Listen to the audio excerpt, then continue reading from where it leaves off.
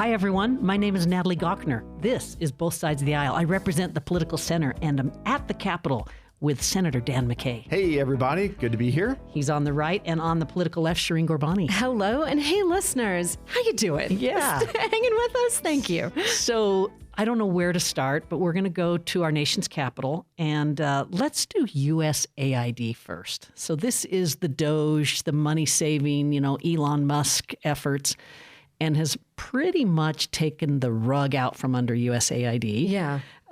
Dan, I don't know how much you've had exposure to this quasi-government, and Shireen, I'll go to you first, but I will say when I worked in Washington, I was taught that the United States of America is the most generous country on earth. Yeah. And I remember just kind of it sat with me. Yeah. So USAID, I think some listeners know, but I served in the United States Peace Corps from 2003 to 2005. There's a lot of interplay between Peace Corps and USAID. And I want people to just come on a mental journey with me because I understand that kind of gut reaction, especially in this America First era, right? Like, why are we spending? We have needs, and yet we're paying for things that many don't agree with in other countries. Or understand, right? So for example, some of the people that I worked with had done work with USAID on trying to increase capacity at fisheries in foreign countries to do work that was related to pandemic preparedness. Right now, we're seeing an outbreak of Ebola and hemorrhagic fever in places like Uganda and Sudan. In Sudan, there's an ethnic crisis. This is also, we're seeing crises like in Gaza that continue. Folks who work for USAID are deeply tied to these kinds of negotiations and careful work that goes into investing in places. And I really need people to hear this so that ideally people can be safe where they live, that they can stay in communities, that they can reduce their exposure to things like HIV and AIDS, that they are not fleeing their country because they're being persecuted for their religious or their sexual orientation, whatever it may be. These programs invest in our global security to reduce people fleeing for refugee status or for health reasons to come to the United States. So these programs do create a broader sense of global security, but this is not a priority for Republicans at this time. Yeah. And understand that there are real consequences. That means we talk about increased risk around pandemic, increased risk around disease spread, people living in greater unsafe conditions globally.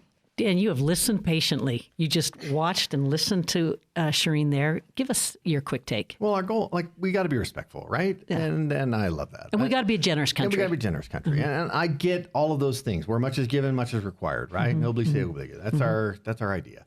The problem is in organizations, so in the last 4 years or the President Biden administration, it went from at the end of the Trump administration, USAID was receiving $20 billion, if I remember right. And by the end of the Biden administration, it was $42 billion. There was a doubling during that 4-year period. And everybody's like, okay, so what were the expenses? And when Trump got in and his people started looking through and started looking at the wires that were getting ready to go out to USAID and several other organizations, they started saying, wait a second, what are these for? Time out. And they started, and I will say, I can say this with some accuracy, I think, but there is a sense in just about every company, there is a percentage of the company that exists because the company can support it. But when a company can't support it, that stuff gets really narrow, right? And you look at the fiscal condition of the United States and you say, well, should they be putting, a few $1 million into condom promulgation? Should they be putting, $500,000 into money to promote atheism in Nepal?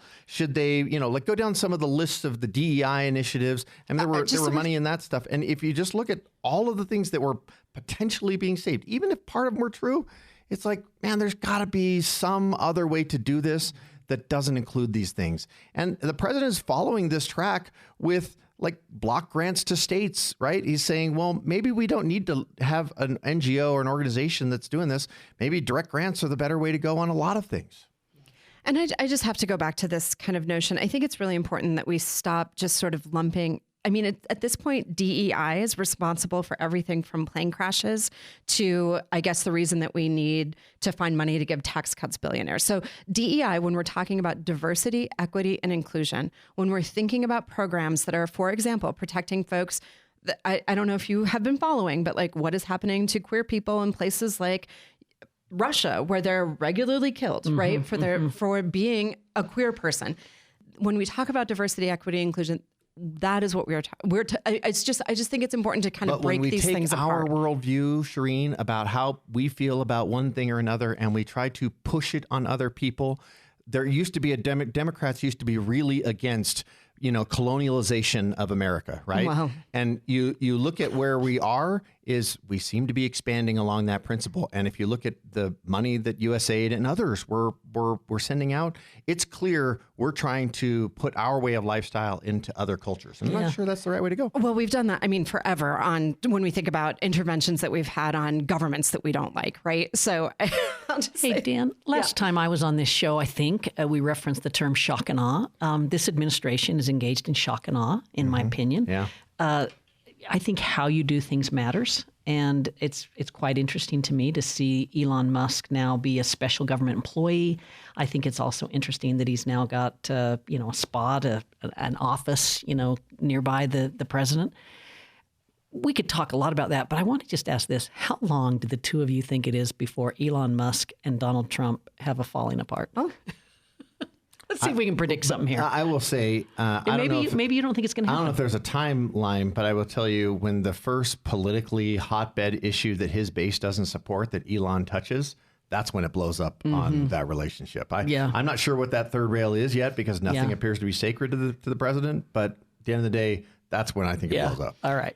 Yeah, I think that's right. I think generally the American public is against an unelected billionaire dictating policy or movements to the president, and we're seeing a lot of that. And George Soros did a lot of it. I agree. That was a very bad idea. Having access to confidential data, getting rid of tax preparation programs. I know that George Soros is a huge boogeyman for you, but did George Soros have access to the Treasury? I don't have a problem. The thing I have is it's the irony of hypocrisy that the left does not recognize, that America just has said, we're kind of dumb. Like, that's what I think everybody is missing, right? He is 3 weeks into a presidency now. And at the end of the day, he is clearly planning to change, upset, and move things.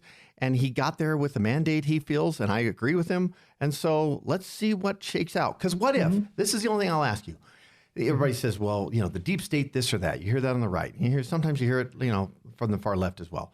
And what I'd say is, like, there's a possibility that somewhere within our government, like, there are things that we would not all be approving of if it was all brought to light of day. Okay. And I think that the one thing about having a president like President Trump and Elon Musk at the end of the day is President Elon Musk. What I'd say is you've got a lot of people who are very nervous and are going to be working hard to discredit all of them to try and stop this stuff from coming out. Yeah, Dan, the risk reward here is crazy in my mind. Yeah. I think we're taking massive risks, and I hope the reward matches it. So let's go to one other interesting one, Gaza.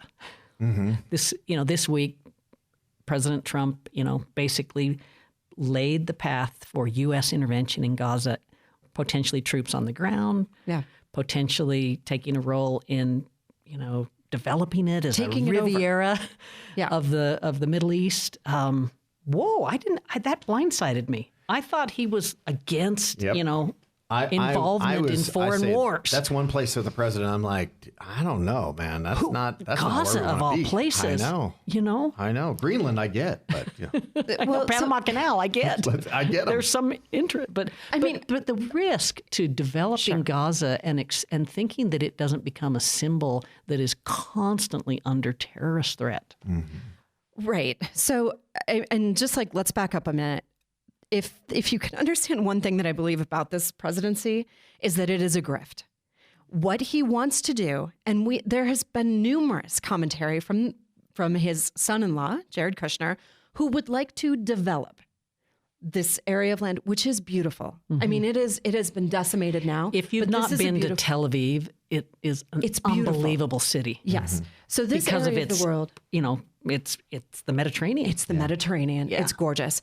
This is a presidency deeply oriented around keeping Donald Trump out of jail, out of consequences for his actions, and to benefit him financially. And I would say the billionaires who have helped him get there. Shireen, maybe I agree of some of that, but not all of it. But the one I would add, the characteristic I would add that I think is most fascinating about this president is he's taking down the swamp, the deep state, the growth in government that so many Americans are opposed to. So, sit with that how you want. But it feels to me, when I first heard the president say drain the swamp, I was like, wow, that's powerful. Because federal bureaucracy, federal government, it's big and it does intrude on people's lives. And if Congress doesn't like it, guess what? They can fix it, right? This comes back to what we talked about last week. Is like, okay, if it makes you uncomfortable, then Congress, get involved. Like, make this work. Instead of filing stupid articles of impeachment, you had one guy that's sitting there, a Democrat from Georgia today, talks about how he's going to file articles of impeachment with Trump already because of this. And it's like, that's crazy talk. This is the one thing, going back to our earlier part, it's like, I liked this about the Biden stuff is because the Biden pardons, because Congress doesn't have the Biden administration to use as a straw man for the next 2 years to run on their election, right? Mm-hmm. So they got to actually focus on being productive. And the cruddy thing is that the left saw the results of the election and what their outcome is. Let's file articles of impeachment within 3 weeks. Okay, so I just need to go back to say Democrats as a party and people in this country certainly are different. And I think the same about Republicans, right, as a party. And I do have to say, like, it is amazing to me that we just kind of continue to act like this is a legitimate party that's doing legitimate things. But let's move to this idea, back to drain the swamp. Sure, people don't like the idea that government, right? But you know what they do like? They like it when, for example, they're on Medicare and their healthcare bills get paid. Sure. They like it when they fly and they're safe and they safely land because air traffic control is working. They like it when their meat is not poisoned because we dealt with avian flu. They like it when government works. What we don't like is when we do see the dysfunction that we see out of Washington. Yeah, and there's disconnect. The public doesn't understand government very well. I go back to the Tea Party days when the famous quote of the guy at a public meeting said, "Keep your big government hands off my Medicare." Yes. Yes, exactly. Which, to our listeners, if you don't understand, it's completely government. Yeah, that's exactly right. All right. Hey, our listeners understand. We got to take a break, but I'm determined to not speak about Trump every week, the whole program. But the pace of change that he's moving at, it makes it hard. Yeah. But in our next segment, we're going to talk about the state legislative session. Stay tuned. You're listening to Both Sides of the Aisle on Utah Public Radio. We love to hear from listeners like you. If you would like to send us a comment, email bsotapodcast@gmail.com. That's bsotapodcast@gmail.com. Thanks for listening.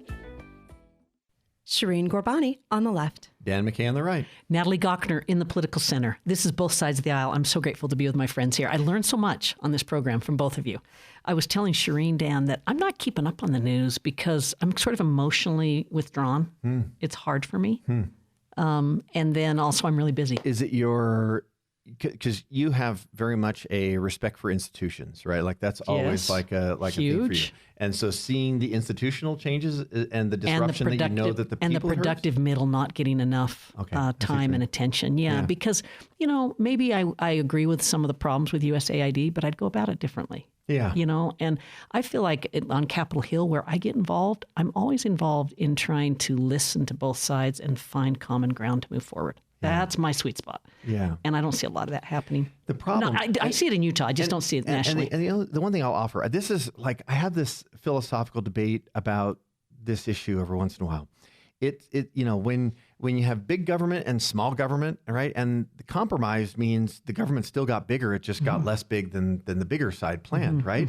And eventually when you got small government and big government and you got this constant creep of like size, I guess, or what, influence or whatever, there's this push back. And I think that's what you're seeing in America is we've compromised too much. We need to reset things a little bit and reprogram. And many people argue, and I'm looking at you, Shireen, because I know you'll disagree, but it's an interesting point that the only way you can get that kind of retreat or shrinkage of government is with someone with the characteristics and even talent of a Donald Trump. Yeah. Because you mean an authoritarian leader. You lost her at talent. You lost her. Well, I mean, so, I mean, we don't want to do this when we talk about, but the tariffs, he pretty much he used his big tariff from Mexico and Canada and got leverage out of the deal to get action from these two friends and neighbors. It is the difference between, I will say that the executive branch has been somewhat on cruise control for a little while, and that even goes back into COVID. I just say, we've been recovering, and I think everybody's back to where everybody was in 2016 of how do we reset this? How do we, Sure. But I just want to also add, though, that we did see tariffs go into place with China. And what that is a tax on the middle class and working families, right? So you're going to see increased costs at the gas pump. We're talking about implications for energy. Fed did not lower rates again. Did not lower rates inflation. again. Yeah. So this ultimately comes back to everyday folks. Yeah, all right. So state issues. We tried. Come on, state issues. We tried. I got one. Okay, go ahead. You go ahead. Okay. So I think I'm not thinking. I am deeply concerned to see our attorney general, who you told me would be a moderate, a middle of the road kind of guy, signing on to basically end birthright citizenship. And, we just had a day without immigrants this week. My understanding is that there are about just shy of 100,000, 95,000 immigrants in Utah, 12% of the population. We know that these folks are working hard in a number of jobs where we have a hard time filling roles. So we're talking construction, service industry work, right? Many other areas where we know it's hard to find workers.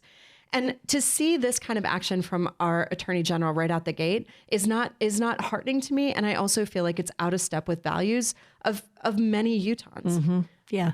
Dan, she's looking at me, but I don't know this issue very well. Yeah. I will just say that I think what the point here is to take away an incentive for people to come here illegally to have their children here and give them citizenship. I think that's, there used to be this terrible term that was, that was floated around. I remember Mia Love, when I was on her working on her campaign back in the day, people kept calling her an anchor baby because her parents came and, had a kid, had her. And as a result, they got citizenship later, right? And so there was that disincentive. I mean, the 14th Amendment is really where this all comes down, where it says all persons born or naturalized in the United States, right, are citizens. It's a citizenship clause.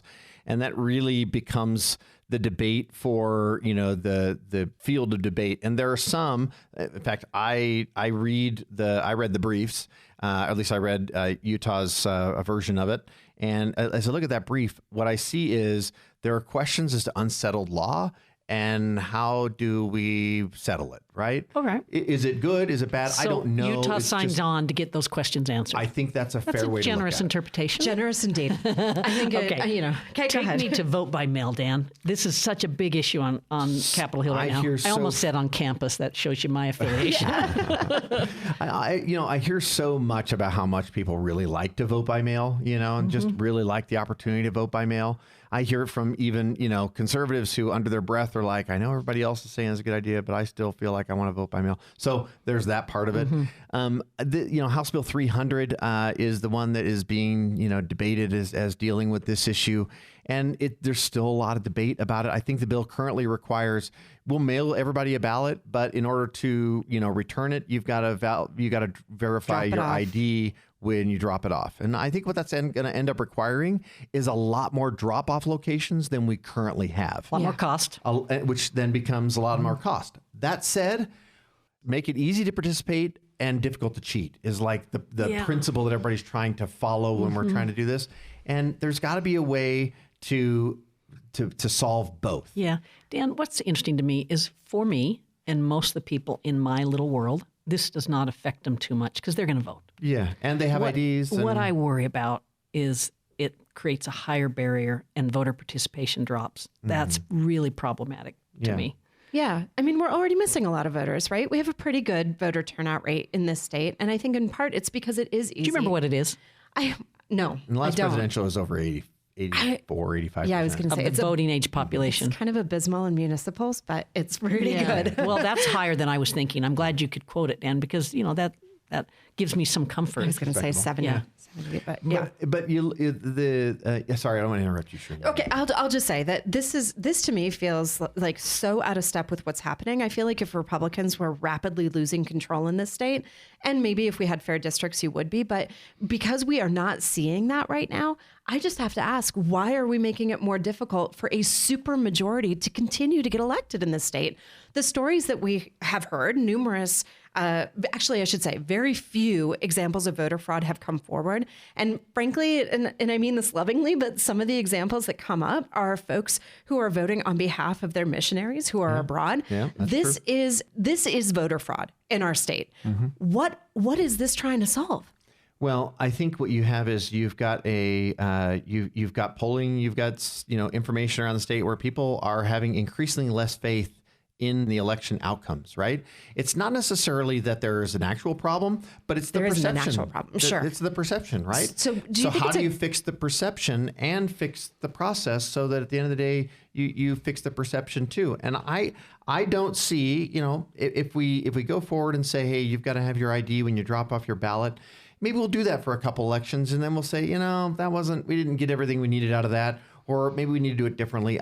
I just have faith in the process working out in time. I would just suggest that I think something that could happen is a real serious investment in civics education and trust building between lawmakers and communities. We spend $8,000 per student in K through 12 education on a lot of civic education, Shireen. You know that our civic education is not that good. When people actually are asked how their government works, they have no idea. I don't disagree with that, but it requires an intellectual curiosity that someone has to want to know about the government. And maybe most people don't. If we made the environment maybe more inviting for high quality teachers to stay around, we would have more engaged classrooms. Hey, I'm starting to see these tweets of mail elections.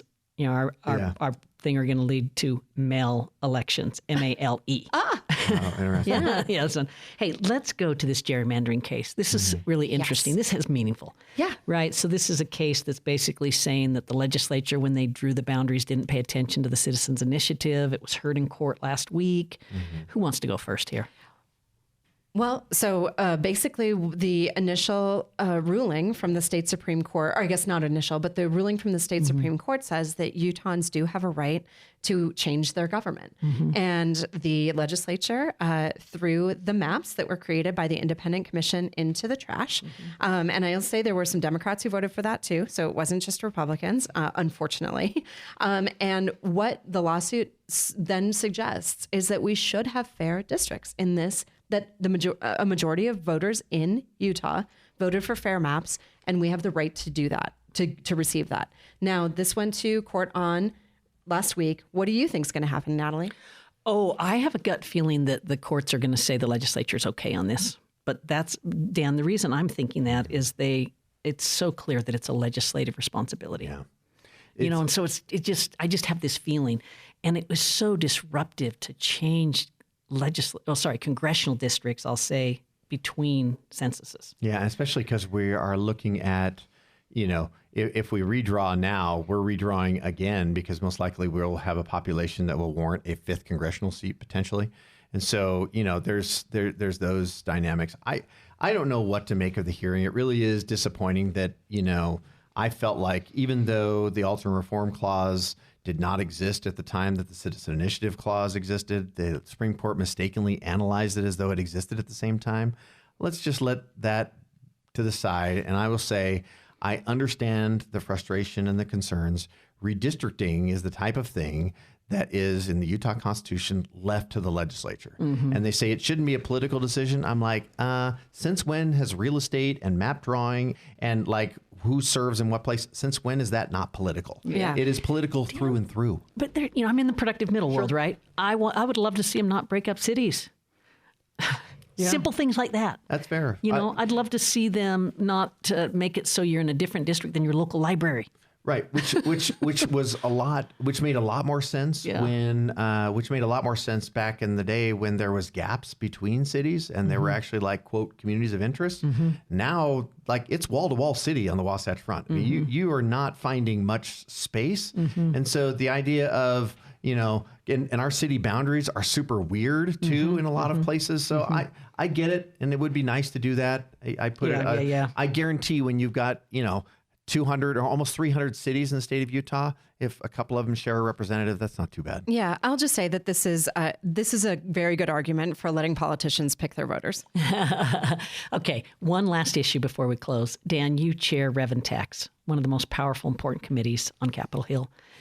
A lot of talk about the income tax and the tax cut. Give our listeners the latest.